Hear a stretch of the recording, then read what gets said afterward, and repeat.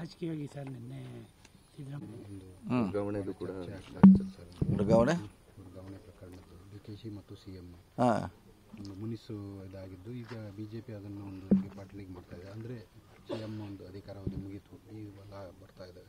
ಇಲ್ಲ ಅದನ್ನು ಅಲ್ಲೇ ಬೆಂಗಳೂರಾಗ ಕೇಳಬೇಕಾಯ್ತು. ಈಗ ನಾವು ಅದ್ರ ಬಗ್ಗೆ ಹೇಳಲಿಕ್ಕೆ ನಾವು ಅಥಾರಿಟಿ ಅಲ್ಲ, ನಾವೇನಾದರೂ ಮಂತ್ರಿ ಅದು ಎಮ್ ಎಲ್ ಎದು ಅಷ್ಟೇ. ಇನ್ನು ಅವ್ರೇನು ಜಗಳ ಮಾಡ್ತಿದ್ದಾರೆ, ಬಿ ಜೆ ಪಿ ಅವ್ರು ಏನು ಮಾಡಿದ್ದಾರೆ, ಮತ್ತು ಅವ್ರ ಅವಧಿಯಲ್ಲಿ ಏನೇನಾಗಿದೆ ಅದನ್ನು ಹೇಳಬೇಕಲ್ಲ. ಅವ್ರದ್ದು ನಂಬಿಕೆತನೂ ಜಾಸ್ತಿ ಆಗಿದೆ ಅವ್ರದ್ದು, ಅದನ್ನು ಮರ್ತಿದ್ದಾರೆ. ಇದು ನಮ್ಮದು ಹೇಳ್ತಿದ್ದಾರೆ, ಅವ್ರದ್ದು ಭಾಳಷ್ಟಿದೆ.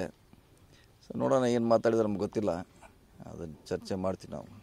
ಮಂದಾಳ ಭಾಗಕ್ಕೆ ವಿಶೇಷ ಅನುದಾನ ಕೊಡ್ತೀವಿ. ಯಾವುದ್ರೆ ರಸ್ತೆ ಎಲ್ಲ ಹಾಳಾಗಿದೆ ಕೊಟ್ಟಿದ್ದೀವಿ, ಲಾಸ್ಟ್ ಟೈಮು ಜಾಸ್ತಿ ಕೊಟ್ಟಿದ್ದೀವಿ ಈ ಭಾಗಕ್ಕೆ, ಈ ಸರ್ನು ಕೊಡ್ತೀವಿ ಜಾಸ್ತಿ. ಅದಕ್ಕೆ ಖುದ್ದಾಗಿ ನೋಡ್ಲಿಕ್ಕೆ ಬಂದಿದೆ.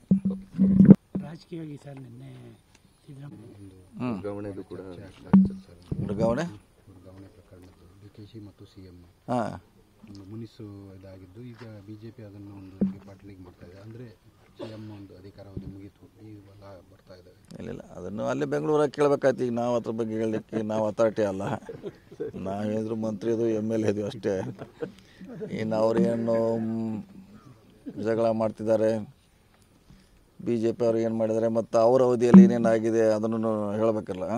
ಅವ್ರದ್ದು ನಂಬಿಕೆತನೂ ಜಾಸ್ತಿ ಆಗಿದೆ ಅವ್ರದ್ದು, ಅದನ್ನು ಮರ್ತಿದ್ದಾರೆ. ಇದು ನಮ್ಮದು ಹೇಳ್ತಿದ್ದಾರೆ, ಅವ್ರದ್ದು ಭಾಳಷ್ಟಿದೆ. ಸೊ ನೋಡೋಣ ಏನು ಮಾತಾಡಿದ್ರೆ ನಮ್ಗೆ ಗೊತ್ತಿಲ್ಲ, ಅದನ್ನು ಚರ್ಚೆ ಮಾಡ್ತೀವಿ ನಾವು. ಮಂದಾಳ ಭಾಗಕ್ಕೆ ವಿಶೇಷ ಅನುದಾನ ಕೊಡ್ತೀವಿ. ಯಾವುದ್ರೆ ರಸ್ತೆ ಎಲ್ಲ ಹಾಳಾಗಿದೆ ಕೊಟ್ಟಿದ್ದೀವಿ, ಲಾಸ್ಟ್ ಟೈಮು ಜಾಸ್ತಿ ಕೊಟ್ಟಿದ್ದೀವಿ ಈ ಭಾಗಕ್ಕೆ, ಈ ಸರ್ನು ಕೊಡ್ತೀವಿ ಜಾಸ್ತಿ. ಅದಕ್ಕೆ ಖುದ್ದಾಗಿ ನೋಡ್ಲಿಕ್ಕೆ ಬಂದಿದೆ.